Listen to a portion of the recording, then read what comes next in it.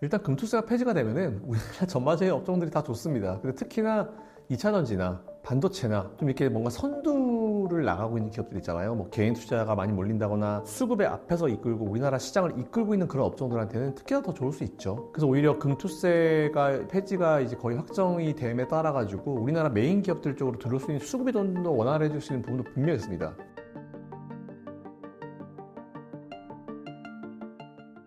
네, 저는 김선영이라고 하고요. 김선영의 이클래스라는 유튜브를 운영하고 있고, 그리고 뭐 여러 가지 경제 채널 나가면서 저의 한 20여 년 된 투자 노하우를 알려드리려고 최선을 다해서 활동하고 있는 김선영이라고 합니다. 현재 국내외 정치 상황을 어떻게 평가하시는지 궁금해요. 특히 국내 정치 상황이 어려운 이유는 어떻게 보시나요? 사실 원래 오늘 오기 전에 이제 국내 증시가 어려운 이유 하면 금투세 얘기를 하려고 했는데, 정말 기적적으로 제가 방송 오기 전에 금투세가 폐지하는 쪽으로 이제 가닥을 기울었다라고 이재명 이제 당대표가 직접 말씀을 하시더라고요. 그래서 이제 금투세 얘기는 좀 사라지는 것 같습니다. 오전장만 하더라도 오늘 우리나라 시장 그렇게 쉽지는 않았었는데 금투세 폐지 쪽으로 이제 기울었다는 얘기를 하면서부터 우리나라 증시가 갑자기 급반등을 하기 시작하면서 뭐 코덱스 코스닥 레버리지는 거의 7%막 급등하고 지금 증시가 좀 살아나고 있는 분위기가 나오고 있는 것 같아요. 그래서 일단 올해 제가 우리나라 증시를 봤을 때 제일 걱정됐었던 금투세 이슈는 이제 사라지는 게 맞다라고 좀 보는 게 맞는 것 같고, 그러면 지금까지 우리나라 쪽에서 빠져나왔었던 외국인 자금들이 언제쯤 다시 또 본격적으로 들어와 줄 수 있는지 이게 좀 중요한 것 같은데, 그게 다행인 것 같습니다. 그래서 일단 우리나라를 둘러싼 가장 큰 걱정거리는 일단 오늘 날짜 11월 4일이죠. 4일 날짜로 사라졌기 때문에 아마 중간에 별다른 이슈가 없으면은 연말까지 우리나라 증시는 안정적인 흐름을 다시금 찾지 않을까라고 생각하고 있고요. 근데 문제는 이번 주 같은 경우는 진짜 정말 강력한 이벤트 두 가지가 있습니다. 우리나라 시간으로 내일 그리고 모레 이제 미국의 대통령 선거가 있는데, 트럼프가 되든지 해리스가 되든지 간에 뭐 아직까지 그 누가 될지 모르는 그 불확실성 때문에 뭐 미국의 채권 시장도 그렇고 우리나라의 여러 가지 시장들이 좀 불확실성 때문에 지금 문제가 되고 있는 것 같아요. 그래서 이제 그것도 있는데 이번 주 중반이 지나면은 대략적으로 결론이 나올 이슈이기 때문에, 그래서 우리가 좀 시간을 좀 두고 볼 필요가 좀 있을 것 같고, 1탄 딱 끝나고 나면 그 다음에 바로 뭐냐면 11월 FOMC가 있습니다. 그래서 이번 주 금요일 날 아마 발표가 나올 것 같은데, 11월 FOMC는 지금 뭐 금리 25bp 인하 가능성이 어제자로 보니까 90%가 넘어가더라고요. 지난번에 9월 달에 이제 50bp 금리 인하를 하고 나서 저는 사실 50bp나 했기 때문에 올해 과연 11월 달에 굳이 할 필요가 있을까라는 그런 생각을 했는데, 며칠 전이죠. 며칠 전에 그 노동 관련 지표가 나왔는데 너무 안 좋게 나왔어요. 그러면서 갑자기 이제 금리 인하를 추가적으로 해야 된다는 그런 심리가 확 살아나면서 어쨌든 이제 11월 달도 금리를 한번 인하를 하는 쪽으로 가고 있는 것 같습니다. 그래서 일단 11월 달도 인하하고 12월 달은 뭐 어떤 후보가 되든지 간에 금리 인하를 할 거라고 보기 때문에 그렇게 치면 올해는 100bp 정도 금리를 인하할 수 있을 것 같고, 근데 결과적으로 이 금리 인하라고 하는 거는 이제 부양책이에요. 이제 시장에 돈을 푸는 정책이기 때문에 시장이 나쁘게 흘러갈 가능성보다는 지금은 이제 좀 긍정적으로 흘러갈 가능성이 높다라고 좀 보고 있습니다. 뭐 시장은 좋은 분위기를 좀 맞이할 수 있을 것 같아서 다행이네요. 원래는 미국만 좀 좋다라는 얘기를 하려고 했는데 우리나라도 금투세가 오늘 바로 정말 따끈따끈하게 이제 폐지가 거의 확정되는 식으로 가면서 우리나라든지 미국이든지 간에 올 연말은 좀 따뜻하게 보낼 수 있을 것 같다라는 그런 생각이 드는 게 현재 지금 시장의 어떤 상황입니다. 국내외 악재들은 다소 해결되고 있는 것 같은데 연말이나 내년 초 코스피 상승 전망은 어떻게 될까요?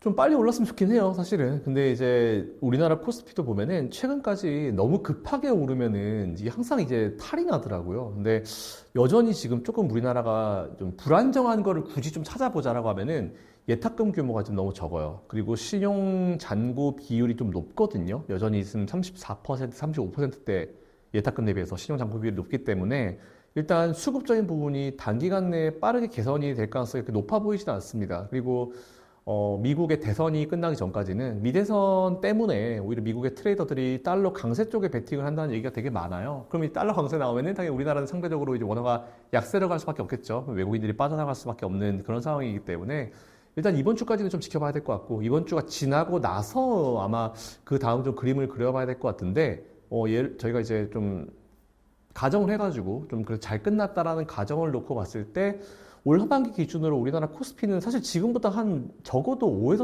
10% 정도는 지수 기준으로 오르고 마감을 하는 게 맞아요. 적어도 저는 적어도 2,800, 2,900 정도는 갖다 대놓고 끝나줘야지 정상이라고 생각하거든요.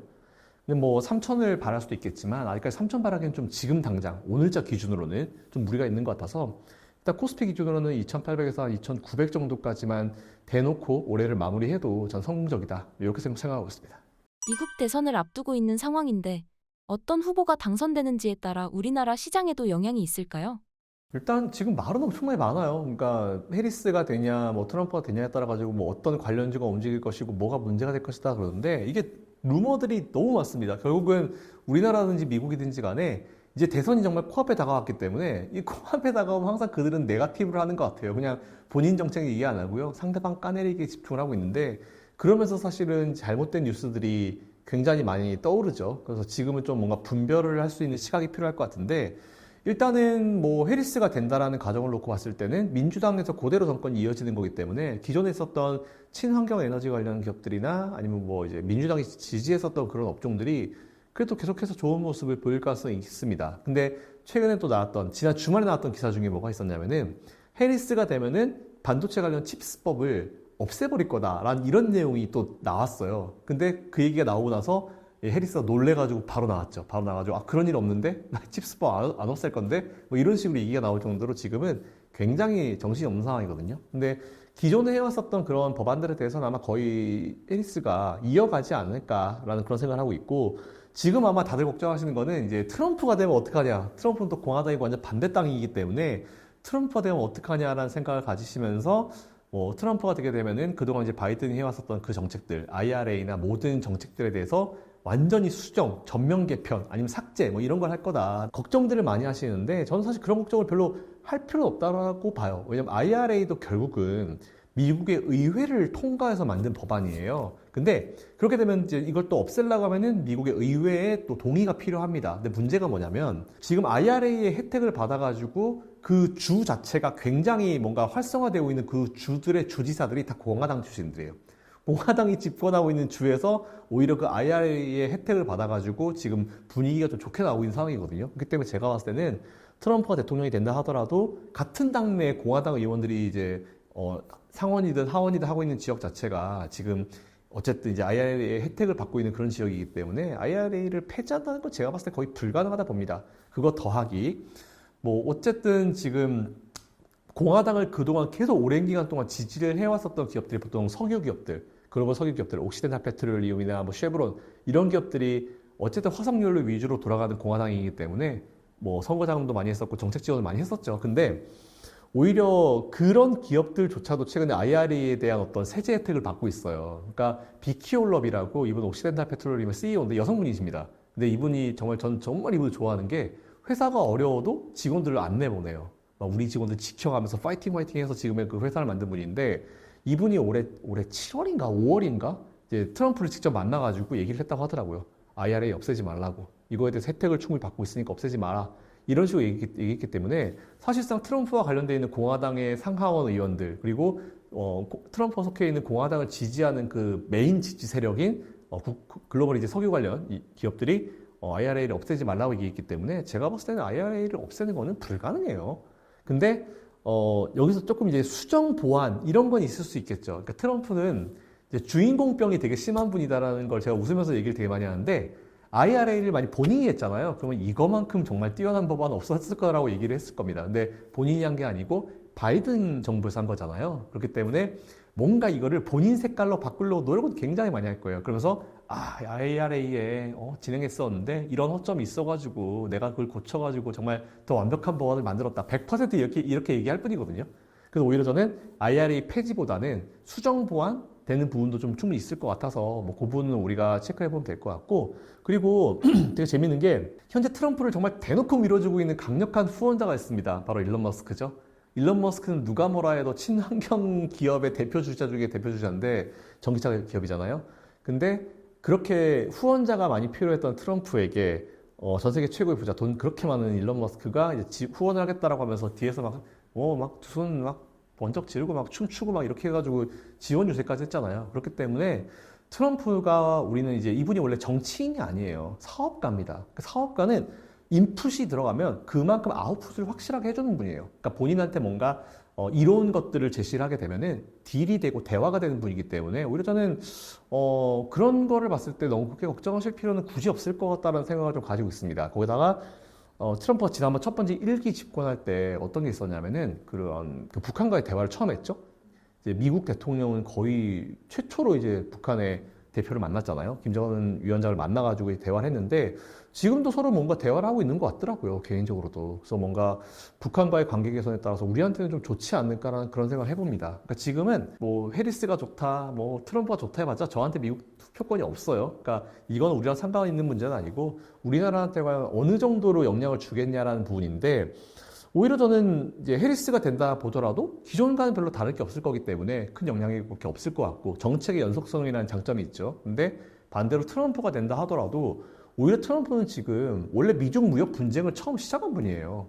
근데 우리 미국이 계속 중국을 제재를 해주니까 거기서 이제 여러 산업에서 반사이익이 나오고 있어요. 조선도 그렇고 반도체도 그렇고 되게 많은 쪽에서 이제 반사이익이 나오고 있는데 그 반사이익을 항상 우리가 얻습니다. 네, 그렇기 때문에 오히려 저는 트럼프가 되게 되면은 우리나라 쪽에도 나쁠 건 없을 것 같다. 라는 그런 생각을 가지고 있고, 뭐, 반도체나 아니면 2차전지 이쪽으로 들어간다 하더라도, 어쨌든 우리나라의 많은 공장들이 미국에다 공장을 지어주고 있잖아요. 생산을 거기서 하고 있잖아요. 그리고 그렇게 되면 이제 그쪽에서 분명히 우리가 고용 창출효과도 우리나라가 굉장히 많이 하고 있을 것이고, 제가 알기로도 최소한 3천억 달러 이상의 돈이 투자가 되고 있는 그런 부분이고, 앞으로도 계속 미국에 투자할 계획을 가지고 있는 상황이고, 지금도 공장이 올라가고 있고, 이런 상황이기 때문에 트럼프 입장에서 나쁘게 말할 이유가 없어요. 물론 방위비에 대한 얘기가 좀 있긴 있어요. 근데 우리가 뭐 마치 방위비를 별로 안 내는 것처럼 얘기하고 있는데 충분한 방위비를 내고 있거든요. 근데 그것도 이제 딜을 통해 가지고 할 수 있는 그런 부분이고 그리고 뭐 자동차 산업이나 여러 가지 산업에 대해서 우리나라가 뭐 부자 나라여가지고 뭐 그런 얘기를 하고 있다. 그런데 미국은 엄연하게 우리나라랑 FTA 그 협상을 한 나라입니다. 그렇기 때문에 국가 간의 FTA로 협상 내용에 따라 가지고 지금 진행이 되고 있는 무역을 하고 있는 국가이기 때문에 그거를 뭐 대통령령으로 바로 바꿀 수는 없어요. 협상을 추가적으로 더 할 수는 있겠지만 그래서 이제 그런 것들을 봤을 때 우리가 뭐 협상 테이블로 좀 불리한 게 있을 때 우리나라가 뭐 다른 우리나라 기업들이 더 투자를 한다거나 뭐 이런 식으로 나갈 수 있는 그런 부분들도 분명히 있고 그리고 최근에 사실 뭐 바이든 행정부 때도 그랬지만 뭐 인텔이 사실 좀 되게 어려운 상황이었잖아요. 근데 인텔이 우리나라에 와서 삼성전자와의 어떤 협업 얘기도 좀 나오고 있는 것 같아가지고 우리나라랑 미국이랑 이런 걸 봤을 때 같이 붙어가면은 나쁠 건 없을 것 같다는 생각하고 있습니다. 금투세가 폐지되면 우리나라 2차 전지에는 어떤 영향이 미치게 될지가 궁금해요. 일단 금투세가 폐지가 되면은 우리나라 전반적인 업종들이 다 좋습니다. 근데 특히나 2차 전지나 반도체나 좀 이렇게 뭔가 선두를 나가고 있는 기업들 있잖아요. 뭐 개인 투자가 많이 몰린다거나 이렇게 뭔가 수급의 앞에서 이끌고 우리나라 시장을 이끌고 있는 그런 업종들한테는 특히나 더 좋을 수 있죠. 그래서 오히려 금투세가 폐지가 이제 거의 확정이 됨에 따라 가지고 우리나라 메인 기업들 쪽으로 들어올 수 있는 수급이 좀 더 원활해질 수 있는 부분도 분명히 있습니다. 그러니까 전반적으로 다 좋아요. 시장 분위기 전반적으로 좋은 분위기이기 때문에 일단 이것도 뭐 2차전지뿐만 아니고 반도체라든지 우리나라 잘하고 있는 이제 주요 수급이 몰린 업종 쪽으로 좋은 흐름이 나올 수가 있기 때문에 전반적으로 다 좋다는 얘기밖에 할 게 없네요, 사실은 진짜. 대표님, 그렇다면 금투세 폐지 효과는 언제부터 기대해 볼 수 있을까요? 오늘 바로 나오고 있죠. 오늘 바로 금투세 폐지라는 얘기가 이재명 그 당대표님으로부터 나오면서부터 바로 우리나라 주식에 거의 제가 자료 보내드렸지만 거의 바로 이제 팍 치고 올라가더라고요. 지수가 완전 바로 살아나는 분위기인데 보통 이렇게 지수가 빠르게 살아나게 되면은 단기적으로 매물은 좀 나올 수 있어요. 밑에서 좀 잡아놓은 매물들이 단기간에 치고 왔기 때문에 뭐 알고리즘이 작동하거나 이랬을 때 나올 수는 있지만 정말 큰 악재성 이슈, 악법에 가까운 이슈가 하나 사라졌기 때문에 중장기적인 어떤 수급은 계속 좋아질 겁니다. 그래서 뭐 효과는 바로 나왔고요. 뭐 굉장히 저도 마음에 들고 그리고 이 효과는 계속 이어질 거다라는 그런 말씀을 드릴 수 있어서 참 좋네요. 금투세 유예가 될 거라고 생각했는데 바로 폐지가 된 모습이 의외더라고요. 그러니까요. 진짜 저도 의외였어요. 근데 이게 유예가 되는 게 저는 의미가 없다라고 보는 게 사실 저는 지난번에 이제 처음에 금투세라는 게 나오고 보완을 하겠다라고 얘기를 했었잖아요. 근데 보완책이라고 몇 개를 제시했었는데 야, 그 보완책들이 보완이 아니었죠. 그러니까 저도 이제 우리 채널에 나와서 몇 달 동안 계속 올해 내내 했던 것 같아요. 금투세 폐지해야 된다고. 근데 그렇게 말씀을 드리면서 제가 그렇게 주장했었던 거는 금투세 때문에 우리나라의 큰 돈들이 다 미국으로 빠져나가고 해외로 빠져나가고 이런 상황이 발생하기 때문에 우리나라 시장을 활성화시키려고 하면은 그런 자금들을 모아야 된다라는 그런 생각을 말씀드린 거거든요. 근데 금투세 보완책이라고 내놓은 것 중에 첫 번째가 뭐였냐면은 해외 ISA 계좌에 대해서 세제 혜택을 주겠다는 얘기가 처음 나왔어요. 정말 기가 막히죠. 저 진짜 정말 뒷목 잡고 쓰러질 뻔했는데 그만큼 말이 안 되고 준비가 안 된 법안이었어요. 당연히 폐지되는 게 상식적으로 맞는 것이었고, 근데 언젠가는 우리나라 금융시장도 선진화되게 되면은 금융투자 이 소득에 대한 세금은 매겨져야 돼요. 당연히 수익이 있는 곳에는 세금이 있는 게 맞아요. 맞다고 생각. 저는 이거 법안에 대해서 반대하는 건 아니에요. 근데 너무 준비가 되지 않았고, 그리고 관련 부처인 뭐 연금보험공단이라든지 뭐 건강보험공단 이런 곳과 전혀 회의가 없이 나온 법안이기 때문에 제가 반대를 한 거거든요. 근데 다음번에 뭐 수년 후, 이거 단기간에 될 문제는 아닌 것 같아요. 수년 후에 다시 혹시 한다고 했을 때는 그런 관계 부처들이 다 모여가지고 하고 국민들도 모여가지고 충분히 의견을 수렴한 다음에 하시는 게 맞다라고 보고 있어가지고 이번에는 폐지가 되는 게 맞다고 봤습니다. 근데 유예 쪽으로도 살짝 뭔가 분위기가 가길래 전 유예가 되면 사실 의미가 없다 봤어요. 왜냐면은 예를 들어서 뭐 1년 유예, 그러면 1년 정도까지도 아니고 한 10개월, 9개월 후면은 그 이슈가 또 나옵니다. 대주주 양도세 이슈가 불과 몇 년 전에 계속 연말마다 이제 막 줄이겠다는 얘기하고 뭐 가족 합산해서 뭐 10억 이상, 5억 이상 해가지고 막 이런 얘기도 나왔었잖아요. 그래서 명절날 모여가지고 너 솔직히 다 까라, 네 계좌 다 까라 이런 식으로까지 정말 말도 안 되는 법안이 있어서 그때도 제가 뭐 환경 같은 데 가서 엄청 싸웠는데, 말도 안 되는 법안이라 싸웠는데, 어쨌든 유예보다는 폐지로 하는 거는 매우 적절했던 것 같고, 그리고 이재명 그 당대표님께서 이제 개인적으로 투자도 예전에 하셨었어요. 그러니까 금융시장에 대한 충분히 이해도가 있으셨기 때문에 이번에 그렇게 폐지로 결정되신 것 같아가지고 굉장히 좀 좋은 결정인 것 같아요. 우리나라 금융시장이 너무 어렵다는 말씀하셨는데 정확하게 포인트를 짚으셔가지고 많은 국민들이 원하시는 대로 잘 선정한 것 같아서 전 너무 진짜 다행이라고 생각하고 있습니다.